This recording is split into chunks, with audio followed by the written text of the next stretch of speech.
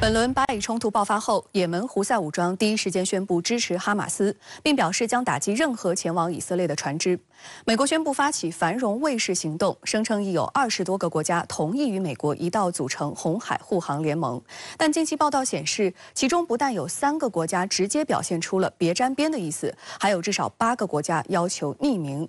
这次美国振臂一呼，为何响应者寥寥？此外，有以色列商船在印度西海岸遭不明身份无人机袭击，伊朗更警告美国，地中海也可能被封锁。那么，哈马斯支持者针对以色列的袭击行动不断外溢，国际社会如何管控危机？本期节目，评论员秦真、白沐晨共同在线深入解读。马上掌握最新消息。美国中央司令部在社交媒体上证实，当地时间12月23号，一艘位于红海、悬挂印度国旗的邮轮称被也门胡塞武装发射的一架无人机击中。随后，这艘邮轮向该地区一艘美国军舰发出求救信号。美国中央司令部表示，这是自10月17号以来，胡塞武装对商业航运的第14和15次袭击。此外，美国中央司令部23号通过社交媒体表示，当天2枚胡塞武装反舰弹道导弹发射到红海南部的国际航道，导弹未对任何舰船造成影响。还有美军拉布恩号驱逐舰在红海巡逻时，击落了来自也门胡塞武装的4架无人机，没有人员受伤或其他损失。红海危机最近成了国际关注的焦点，因为也门胡塞武装在红海区域打击与以色列有关的船只，多家国际航运企业陆续宣布暂停在红海航行。对此，当地时间18号，美国防长奥斯汀宣布已组建一支多国海上联军，威慑胡塞武装为红海过境的船只护航。奥斯汀称，加入美国主导的繁荣卫士行动的国家包括英国、巴林、加拿大、法国、意大利、荷兰、挪威、塞舌尔和西班牙，每个国家都将派遣舰艇等力量。到了21号，奥斯汀又称，希腊和澳大利亚也加入行动中，使参与国总数达到20个。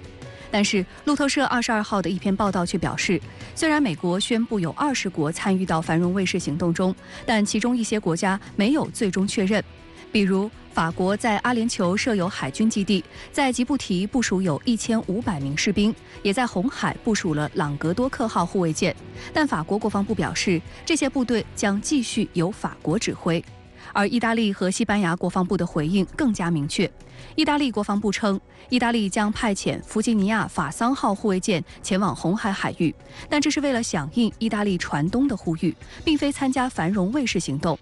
西班牙国防部称，西班牙军队只参与北约或欧盟协调的行动，不会单方面参与美国主导的护航行动。除了法意西3国，还有一些国家只提供了极为有限的支援。例如，澳大利亚表示，从2024年开始，将有16名澳大利亚军人参与美军主导的行动。荷兰表示，将派遣2名参谋人员参与到繁荣卫士行动中。挪威表示，将派遣10名海军军官前往巴林指挥总部。丹麦表示，仅派出1名军官参与此次行动。路透社称，截至22号，美国宣布的繁荣卫士行动参与者中，只有英国和希腊宣布将派遣军舰参加。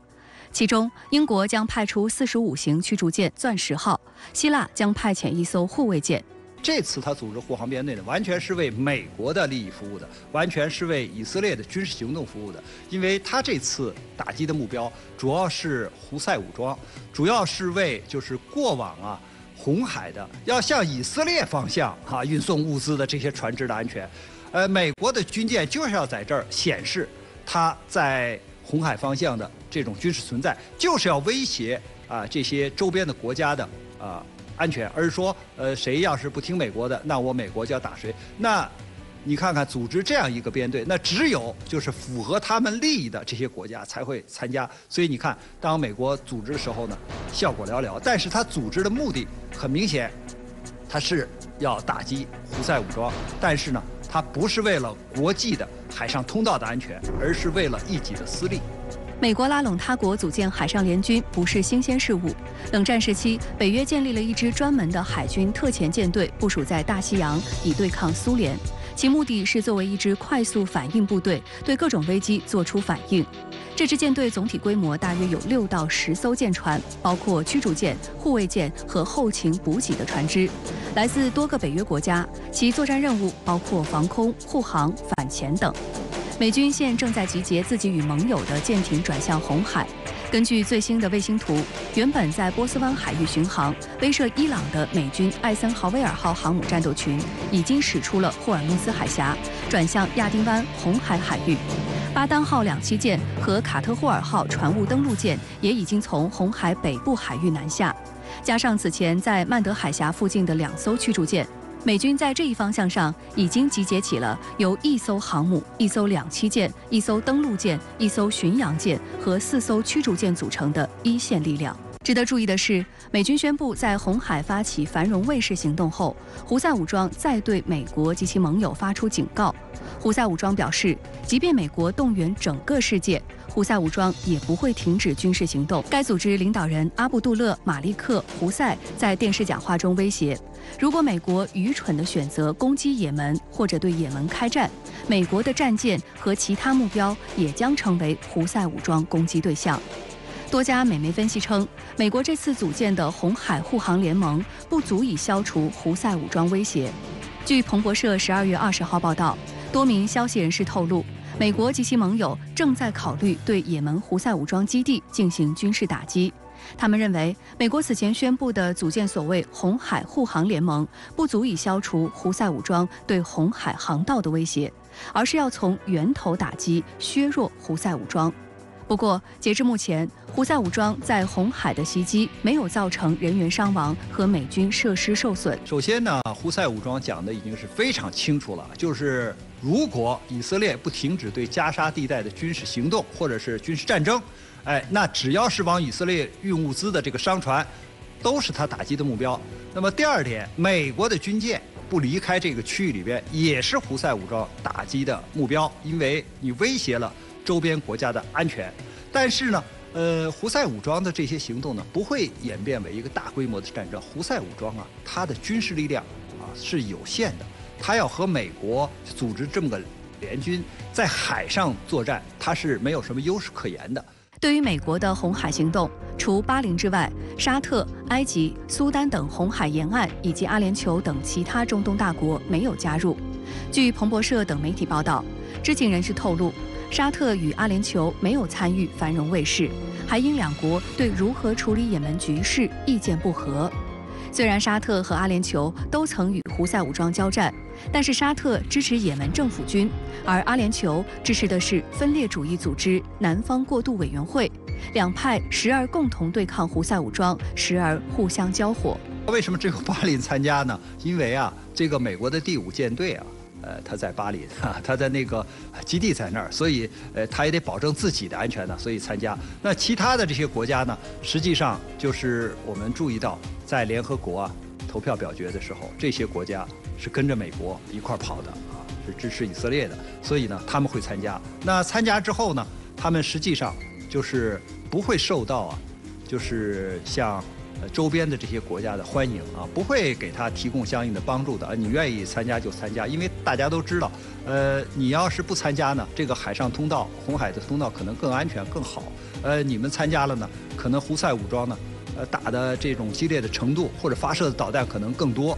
美媒称，目前美国在曼德海峡附近部署了卡尼号和梅森号2艘驱逐舰，以帮助威慑和应对胡塞武装的袭击。迄今为止，美国尚未对也门胡塞武装目标实施打击。根据美国媒体报道，卡尼号驱逐舰已经成功拦截了38架次也门胡塞武装的自杀式无人机，可以说战果辉煌。但是在辉煌的战果背后，却是相当大的成本损失。美军用于拦截胡塞武装的标准2防空导弹，单发价格超过210万美元。而胡塞武装的自杀式无人机，其单价仅约2000美元。即便美军仅用38枚防空导弹拦截38架无人机，其花销也超过7980万美元。这种成本消耗，即便是财大气粗的美军，也不能长期打下去。有专家指出，美国迅速拉拢盟国，开始组建所谓的护航联盟，一是对以色列这个美国在中东的主要战略盟友表示支持，二是为了分摊自身防空成本压力。此外，美国也试图发挥其在海湾地区的影响力，以及其在中东相关问题上的主导作用。自10月7号新一轮巴以冲突开始以来，作为抵抗阵线成员的也门胡塞武装一直在攻击以色列和美军基地目标。11月19号，胡塞武装劫持了银河领袖号货船，并扣押至今。12月以来，胡塞武装频频对过往船只发动袭击，一度引发附近美军军舰和法军军舰开火回应。当地时间22号，美国指控伊朗深度参与胡塞武装对红海商船的袭击行动，称掌握相关机密情报。对此，伊朗予以否认，同时称已拒绝美国向其提出的制止胡塞武装行动要求。据伊朗塔斯尼姆通讯社报道，伊朗革命卫队协调指挥官准将穆罕默德·里萨·纳克迪称，如果美国及其盟友继续在加沙地带犯下罪行，那么可能会促使新的抵抗力量出现，地中海可能会被封锁。不过，他没有细说如何操作。美国防长奥斯汀近日宣布成立红海护航联盟，但到目前为止，美军将牵头对胡塞武装采取何种程度的行动等细节还是未知数。那白先生，您认为美军领导的红海护航联盟将会如何协同作战呢？很多的中东国家，尤其是中东国家这些信奉伊斯兰教的民众，那么他们其实并不太希望本国参与到针对胡塞的这一轮的打击之中，以至于把自己推向我们说巴勒斯坦和胡塞武装对立面。美国的很多的铁杆盟友在这个问题上面，其实现在也明确的采用一种模糊的方式。你比如澳大利亚，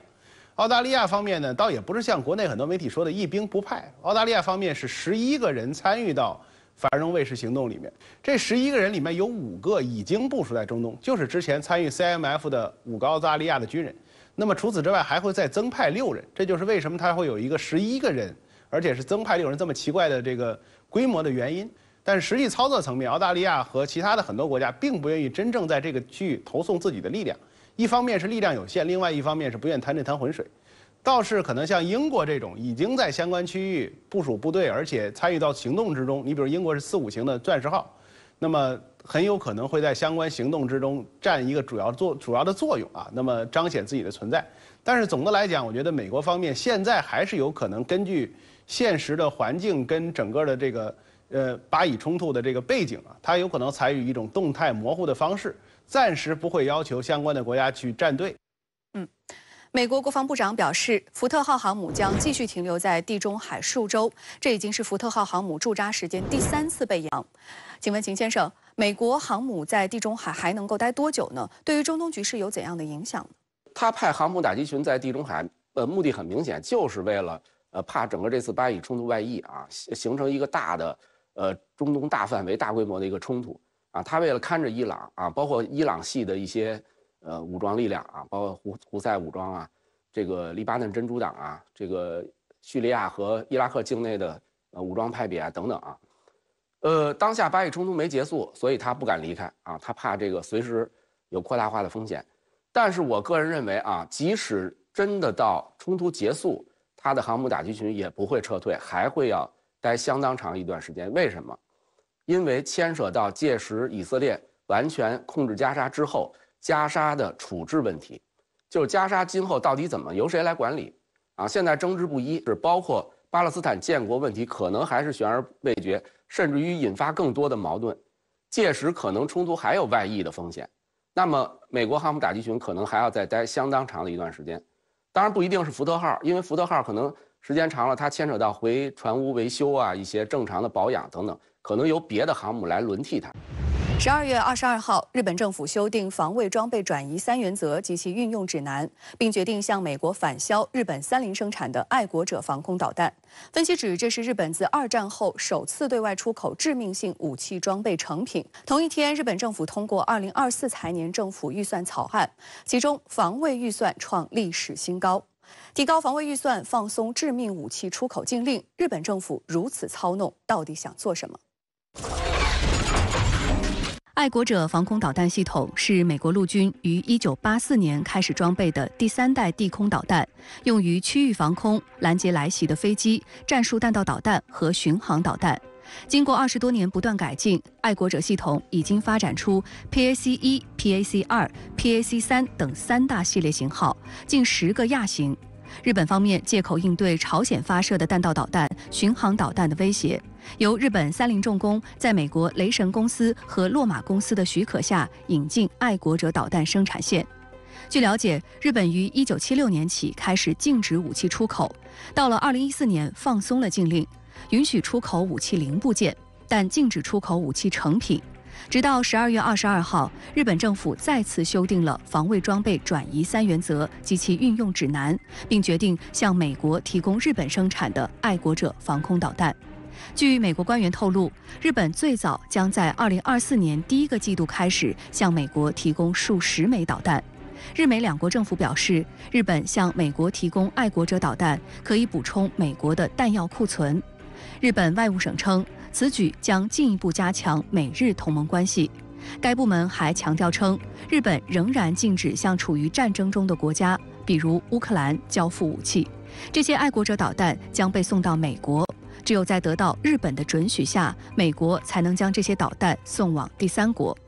而美国驻日本大使拉姆·伊曼纽尔表示，考虑到乌克兰问题和中东问题，日本此举将有助于美国更好地管理爱国者导弹库存，并对其进行更灵活的部署。据悉，随着基辅加大力度呼吁盟友向其提供防空系统支持，美国、德国和荷兰此前已经向乌克兰提供了数套爱国者系统，帮助乌克兰形成了一层导弹防御层。然而，在冲突加剧的情况下，拦截导弹的库存很快就见了底。生产一枚爱国者导弹的成本高达数百万美元，且制造周期也较长。有媒体分析称，洛马公司1年大约能生产550枚爱国者导弹，这可能意味着日本将补充美国的爱国者导弹库存，而美国则会将美制爱国者导弹弹药送往乌克兰。值得注意的是，在日本决定向美国返销爱国者导弹之前，韩国已经悄悄将数十万发炮弹经由美国运往乌克兰。日本呢，其实一直在谋求突破，它以后就可以有潜力和有空间向其他的国家或者热点地区，甚至爆发战争的地区直接输出各种杀伤性的武器装备、各种军备甚至大量的弹药等等。这个是它的一直以来的一个路线，也是它的核心目的。美日军事一体化不断推进。据日本经济新闻援引美国空军司令部消息称，美国军方正考虑在冲绳岛的加手纳空军基地永久部署38架最新升级的 F-15EX 战斗机。之前轮流部署战机的计划现在被认为是不合理的。美军意在恢复永久部署战斗机的模式，而 F-15EX 只是永久部署计划的开始。未来该计划还将获得 F-35隐身战斗机、新型无人机等，让无人机与有人机共同执行战斗和侦察任务。F-15EX 多用途战斗机的出现，使美国空军打破了不再采购老一代战机的惯例。那么它究竟有什么样独特的技术优势，能够替代现有的 F-15CD？又为何要大规模部署美军驻冲绳基地呢？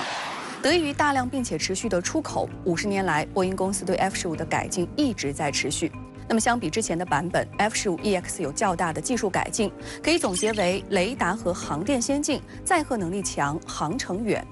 F-15EX 换装了 AN/APG-82有源相控阵雷达，理论上可以在150公里的距离上发现雷达反射截面积仅为1平方米的空中目标。座舱航电系统实现了数字化，装备先进显示核心处理器2任务计算机和新型作战飞行软件，并且使用开放式任务系统架构，进一步强化机体适应性和灵活性。飞行控制系统实现了数字电传，飞行品质也有所改善。飞行员还将配备联合头盔显示系统和头盔瞄准系统。在电子战系统方面 ，F-15EX 以英国 BAE 系统公司与美国波音公司联合研制的英式主被动预警和生存系统，取代了老旧的电子战系统，并集成雷达红外预警和电子对抗功能，可以自动探测、识别空中威胁，并且实施电子压制。另外 ，F-15EX 还将加装各类吊舱来提升信息感知能力。最重要的是军团红外搜索与跟踪吊舱和狙击手 XR 先进瞄准吊舱。那么其中前者可为飞行员提供视野很广的作战空间图像，可以在雷达干扰环境当中识别跟踪敌方飞机，包括传统雷达可能无法发现的隐身飞机。后者则集成了高分辨率的第3代中波前视红外双模式激光器。CCD 电视、激光点跟踪器和激光指示器，具有出色的昼夜全天候目标探测、识别和跟踪瞄准能力。进一步强化载荷能力呢，也是 F-15EX 在改进过程当中的一大重点。之前 F-15E 最大载荷为10.4吨，而 F-15EX 则增加到了13.4吨，整整高出3吨。另外 ，F-15EX 增强了挂载大型弹药的能力，例如机腹当中的中心线挂点经过加强，可以挂载3.3吨级别的机载弹药。一些资料介绍 ，F-15EX 在空战挂载模式下最多可以挂载22枚 AIM-120C7和 AIM-9X 空空导弹，在对地攻击模式下 ，F-15EX 可以挂载8枚空空导弹和28枚小直径炸弹，或者是8枚空空导弹和7枚2000磅炸弹。然而，这些只是极限挂载方式，实战当中是不会这么做的，因为这将让 F-15EX 的机动性严重的下降。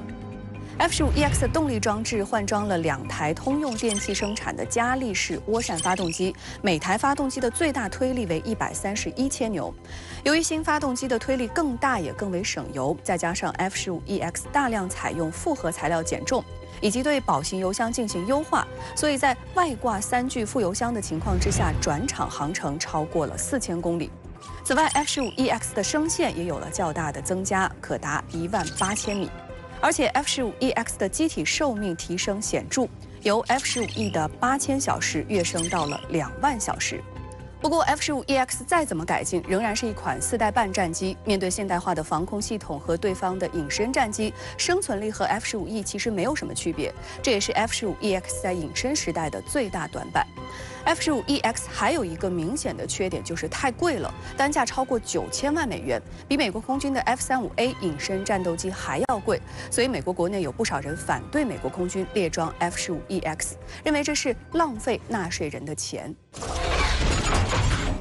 有观察指出，美国空军现在采购 F-15EX 来替代加手纳基地的 F-15CD 是一种过渡做法，因为 F-35A 到现在仍未达到美国空军的技术要求，而且服役之后各类问题层出不穷，很不成熟。所以在 F-35A 变得成熟之前，美国空军采用成熟度令人放心的升级版 F-15EX 也就成了一种比较现实的选择。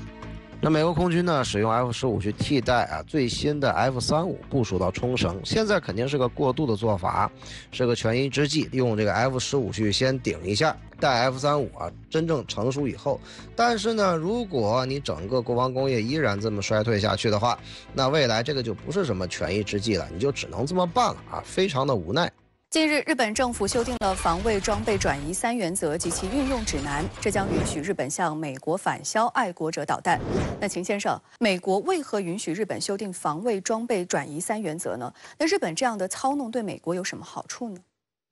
美国的目的很明显就是当下不光把日本自卫队从之前的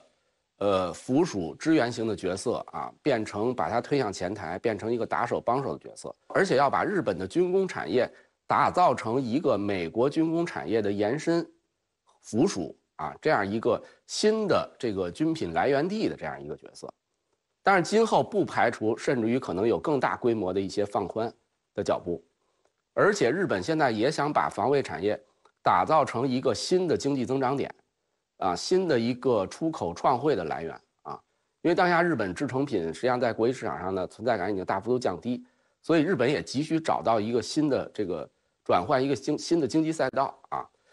所以这个今后可能这样的交易还会更多，而且随着日本不断的累积技术、累积资金，有可能今后日本制造的军工产品，就像当年日本制造的民用产品一样，在全世界攻城略地。当然，这不是什么好事儿，因为它毕竟是军品，它带来的只能是战争和动乱。美国有意恢复在冲绳岛加手纳空军基地永久部署战斗机的模式，38架最新升级的 F-15EX 战斗机或最先就位。那白先生，作为美军在西太平洋地区最大的空军基地，这种永久部署模式会如何影响地区安全局势呢？首先呢，我们要认识到加手纳是美国方面对整个印太方向，尤其是东亚、东北亚进行这种空中打击，甚至我们说核打击的一个最可能的平台。其次呢，就是美国方面现在也试图在加手纳去逼迫其他的美国的盟友在这个区域常态化部署战。那么自身如果不在这个区域部署的话，它很难要求其他国家在这个区域常态化部署。因为我们说之前呢，这个美国已经要求像澳大利亚、新西兰啊，比如澳大利亚是通过所谓这个阿尔戈斯行动，那么在这个加手纳去部署这种远程的巡逻机 P3也好 P8也好。而且呢，美国之前其实在关岛安德森基地呢，迫使这个新加坡方面在安德森基地部署了12架 F-15SG。那么未来会不会要求美国这些盟友在加手纳基地跟随美国一块儿去进行常态化的战机部署，以提高美国在这个区域跟其他国家的这种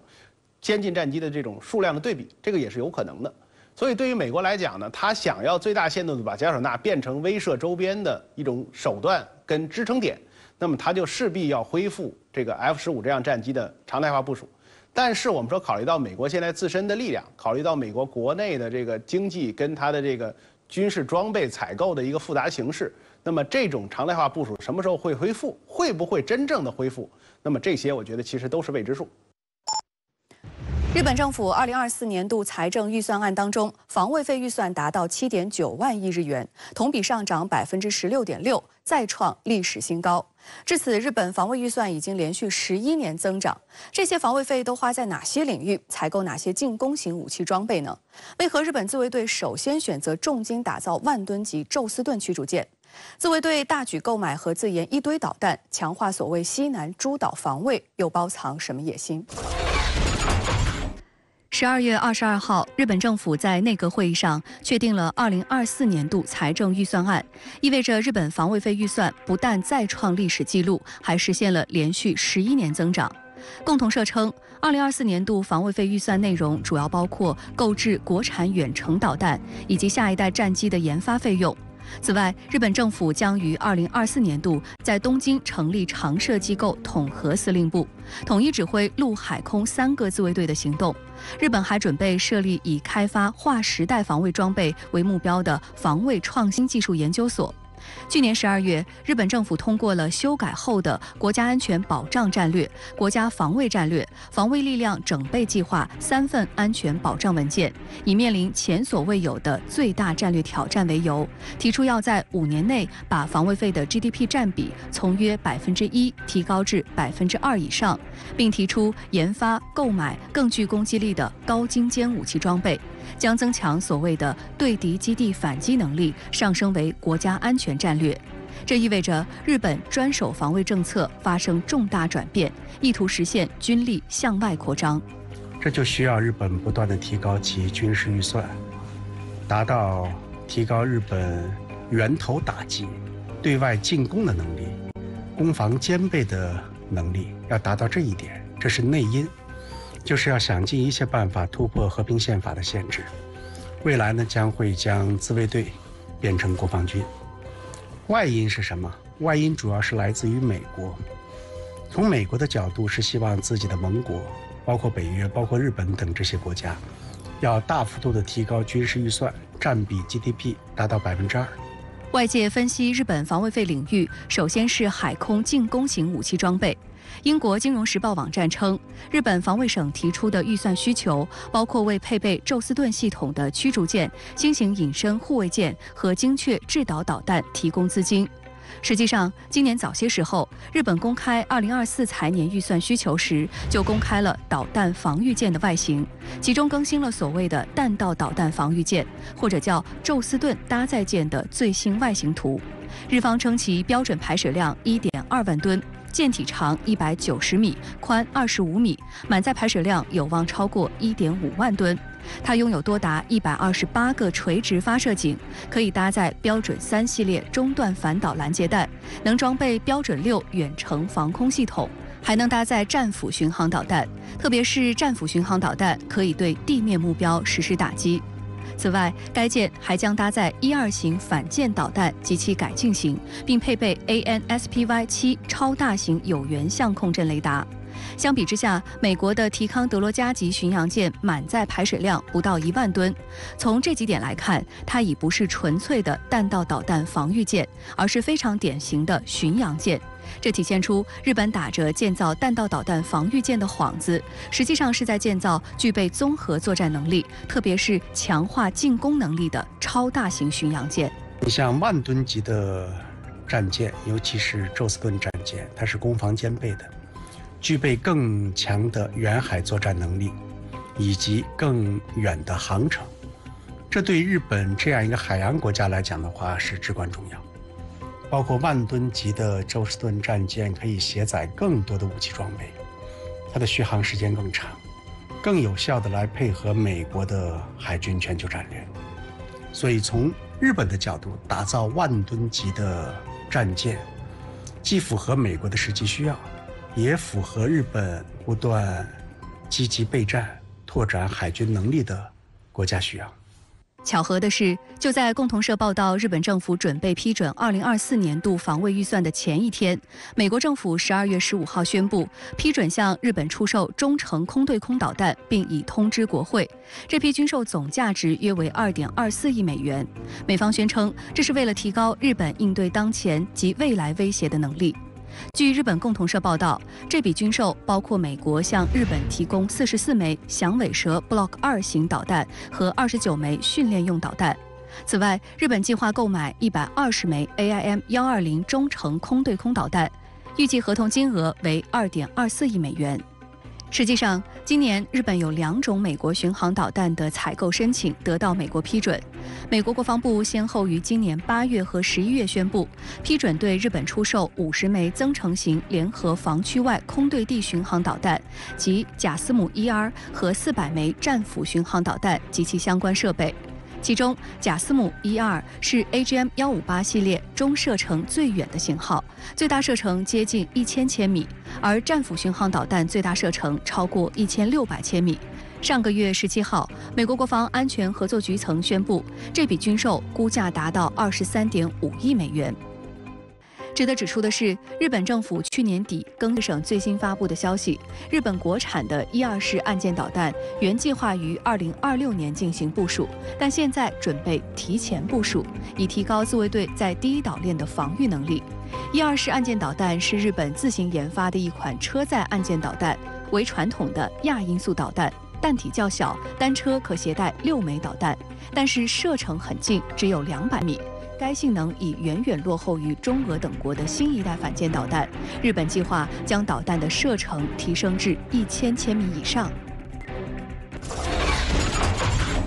日本防卫省为何认为需要提前部署国产的12式岸舰导弹？未来花重金打造的12式岸舰导弹改进型，射程增加到1200千米，又会给地区局势带来什么样的影响呢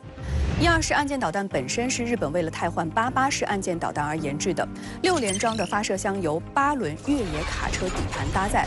12式岸舰导弹全长约5米，弹径0.35米。最大飞行速度0.9马赫，最大射程200千米，使用三菱重工生产的一台 TJM2 型涡喷发动机加固体火箭发动机为主要动力。12式岸舰导弹具有2大优点，一是浅纵深攻击能力，二是提高了战场生存能力。这首先是由于12式岸舰导弹在制导方面采用了独特的惯性加 GPS 加地形匹配加末端主动雷达制导的新型复合制导方式，具有更好的目标识别能力和命中精度，具备攻击小型水面目标的能力。日本陆上自卫队声称，采用了地形匹配制导的12式岸舰导弹，具备从距离海岸线50到60千米的陆上纵深地区攻击海面目标的能力。导弹在发射之后，在陆地飞行阶段巡航高度在50米左右，利用地形的掩护，能够降低被发现和拦截的概率。进入海平面飞行阶段，飞行高度则可以降低到10米进行掠海飞行，最后开启主动雷达搜索并冲向目标。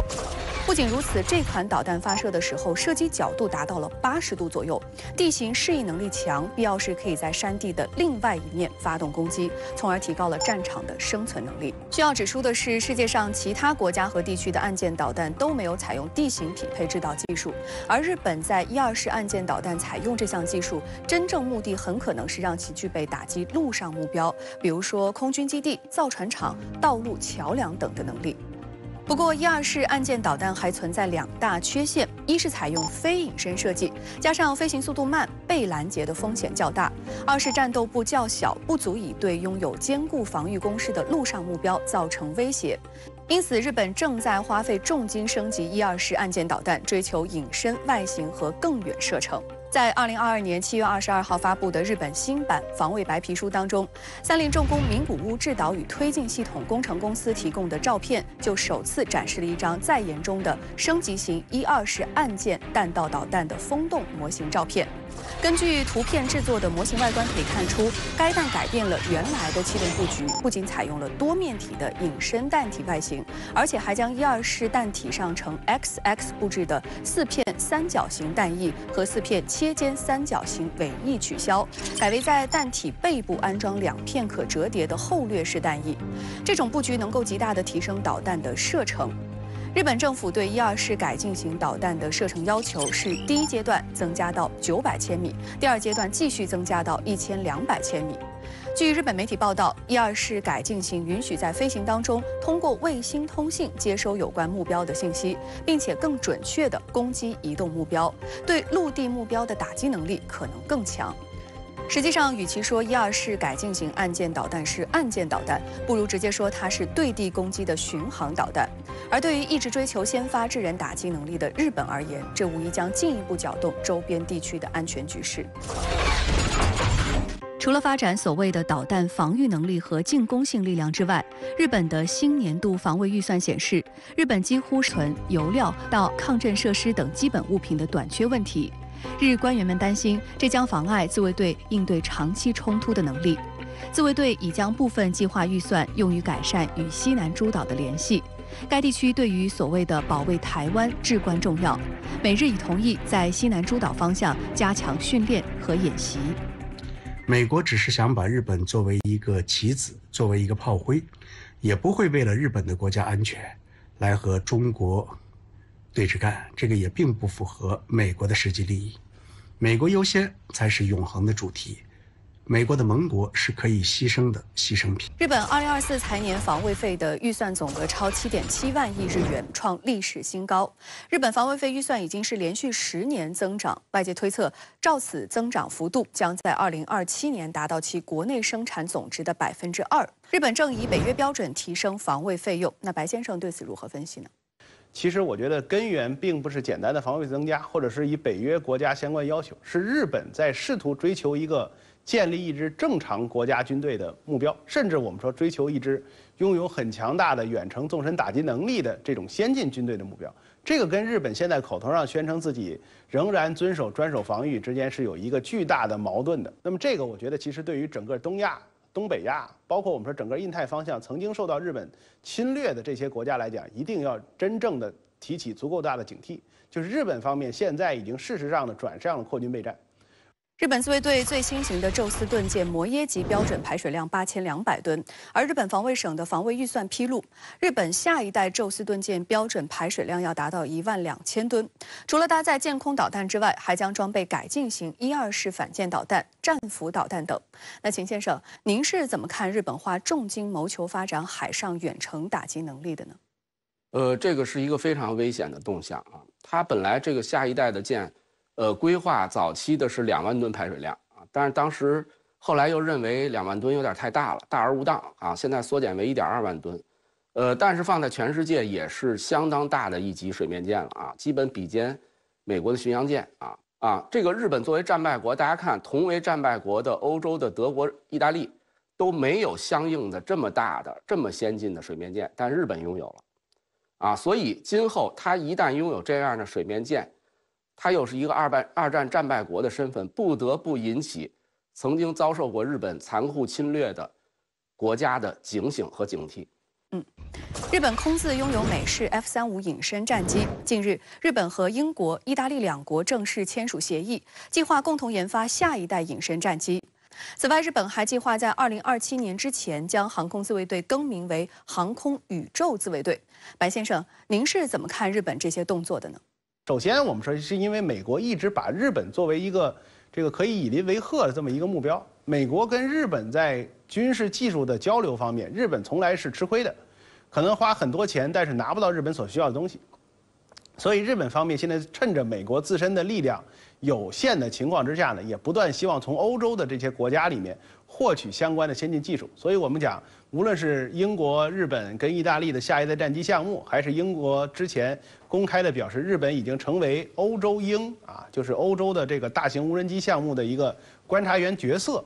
这些其实都证明日本试图在美国以外从欧洲获取相关的技术，包括我们说获得一些这种日本所迫切需要的装备。因此呢，对于日本来讲，我觉得它现在在西方很多国家的支持之下，在美国的这种默许和帮助之下，那么迅速的获得这种远程打击的能力，包括我们说这种远程侦搜的能力，这些呢都是日本要对周边国家进行战略威慑所需要的能力。那么这方面，我们说美国当然是对日本采取一种